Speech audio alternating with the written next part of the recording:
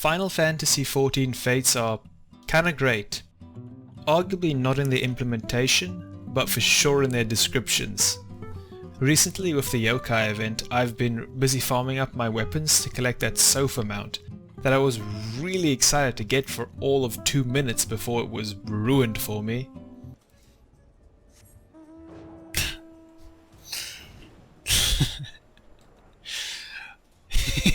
Yes. Oh man. Hey! Come look at this. Oh? Look at this mount. I finally got the kitty cat mount. The mount from farming the yokai event in Final Fantasy. Have a look. Oh. Well then. It's something alright. Yeah, I know it's something alright. It's a giant kitty! Look at it! It's so good! Look how you're sitting on him. What's wrong with how I'm sitting on him? Just think. Oh, for fuck! I'm not sure how many people actually read the descriptions, but I'm one of those who read everything. So due to this event, I've had the pleasure of reading quite a lot of Fate descriptions again, and decided to take screenshots of the best that I found and read them out to you. So to start off, we've got He's Got Legs.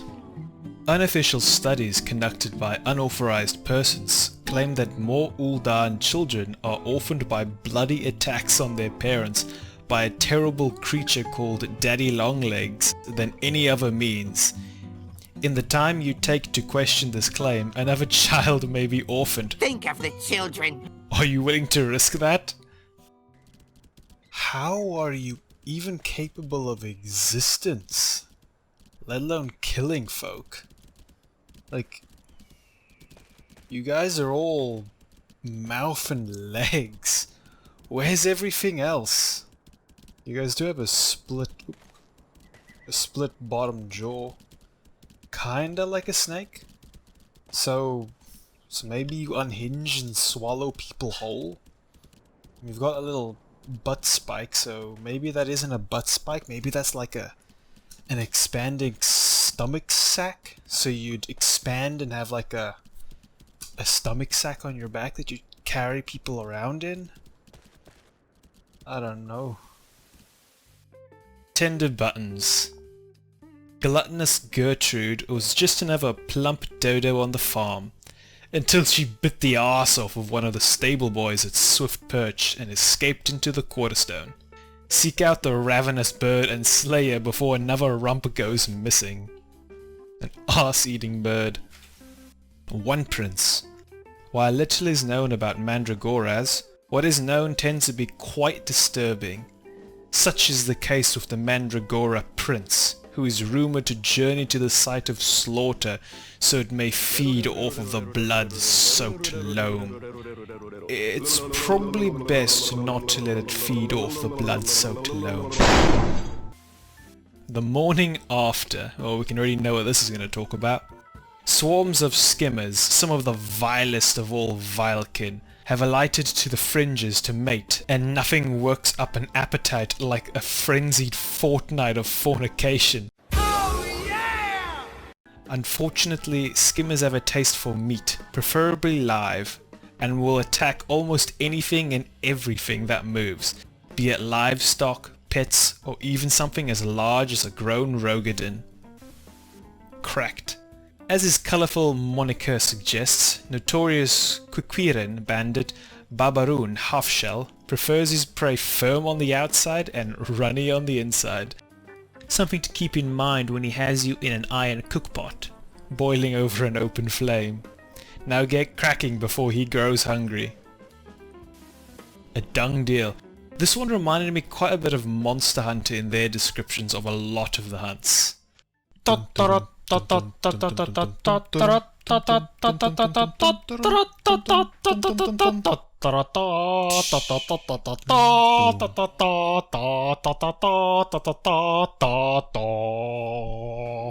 A noblewoman who recently visited the Pike and Anvil lodged a formal complaint with the Falcon's Nest garrison commander, threatening to strip him of his land and titles after stepping in a rather ripe pile of dung left by the Steinbocks, which graze in the area. The message is clear. Either the beast goes, or he does.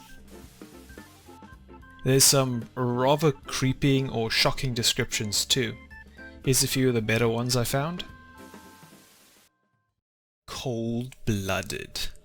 A terrible monster, known as... oh dear, that name. Known as Vodyanoi, living in the pools beneath the unholy hair, have been seen dragging his victims into the water, where he lies upon them until they asphyxiate. One should think that the wavekin then eats his prey, but such is not the case, as the corpses are left to drift in the pools until they are consumed by jackals and carrion crows. Could it be that could it be that Kermit the Frog kills merely for pleasure? I will crush you under my weight, fool. The Spiderweb Chronicles. The larger the spider, the larger the prey it must capture to sate its hunger. An Anakbut is one of the largest spiders to ever be reported in Eorzea. The muffled whimpers heard from the silken sacs on the webs suggest no one in Eorzea is safe. And that one there's for your arachnophobe friends. Nothing bad is happening. Nothing bad is happening. And this one is easily the best. Abominable Me. On especially cold nights, yetis from the Slate Mountains will journey down to the Dragon Spit to find warmth in the thermal pools. On their way back, they will oft raid nearby farms, stealing livestock and the occasional child, whom they will keep alive until back in their dens, so they may drink the blood hot. There's actually a number of fates that include Lalafell in the description. Dog eat dog.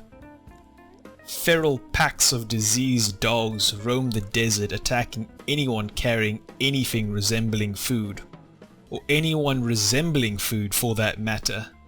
Put the beasts down before poor Lalafell becomes lunch. Lalafell resemble food. Micromanaging. Kukupira, an especially savage microchew, is on the loose and must be reduced to mulch, lest it be allowed to roam the forest freely, feeding on cuddly woodland creatures and Lalafellan children. Again, Lalafell is food. Simura in the woods. I have no idea if I'm saying that right. Simura, a colossal cloud queen who is thought to nest high up on Ongoro Mountain, has descended into Upper Lenosia to feed.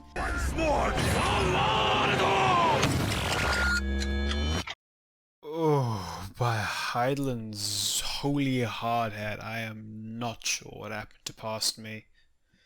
While editing this amalgamation together, running across so many reading errors in such quick succession, I actually felt like I needed to apologize for that, but I didn't feel bad enough to actually re-record and fix it, so instead I'll just edit this bit in.